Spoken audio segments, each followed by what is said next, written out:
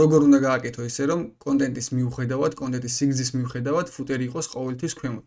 ასე გამოიყურება HTML-ი, გვაქვს header-ი, main კონტენტი და ფუტერი. და ჩვენ გვინდა, რომ header-მა დაიკავოს ის მინიმალური სიმაღლე, რაც მისი კონტენტის ჩვენება სჭირდება, იგივე გვინდა, რომ გააკეთოს ფუტერმა და main კონტენტმა დაიკავოს დანარჩენი სიმაღლე.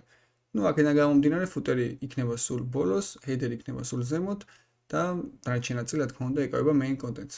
ამისათვის ჩვენ შეგვიძლია გამოვიყენოთ grid-ი. უნდა შევქმნათ ერთი კლასი, მე მაგალითად დავარქვი parent-ი და display grid-ის გამოყენებით უნდა შევქმნათ მოკლედ 3 row. ესე იგი, რას ნიშნავს ახლა ეს ჩანაწერი?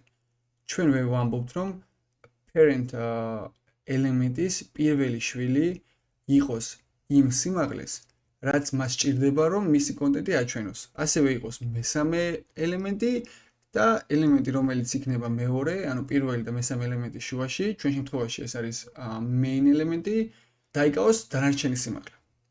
ეხლა რომ გადავიდეთ, შეგვიძლია ეს მოვაკოპიროთ, შევქმნათ parent ელემენტი და ჩავაკოპიროთ ჩვენი მთლიანი კოდი. და ეხლა აქ ვნახავთ, ეს არის პირველი ელემენტი, ეს არის მეორე ელემენტი, ეს არის მესამე ელემენტი. და რომ გადავიდეთ, ეხლა ვნახავთ, რომ ფუტერი არის ქვემოთ მიუხედავად იმისა, რომ თავარი კონტენტი არ არის საკმარისი სიმაღლის. ეხლა ჩვენ აქ რაც არ უნდა დავამატოთ, ან რაც არ უნდა გამოვაკლოთ, ეს ფუტერი ყოველთვის ქვემოთ იქნება. ნუ მაგალითად შეგვიძლია ამის გაკეთება. ეს რო წავშალო. მთლიანად ვხედავთ, რომ რადგანაც ჩვენ უთხარით, რომ თავარმა კონტენტმა დაიკავოს დანარჩენი სიმაღლე, რაც ფუტერს და headers არ ჭირდება, header-ი არის ყოველთვის ზემოთ, ფუტერი არის ყოველთვის ქვემოთ. სულ ეს იყო. ამის გამოყენება შეგიძლიათ ნებისმიერ პროექტში.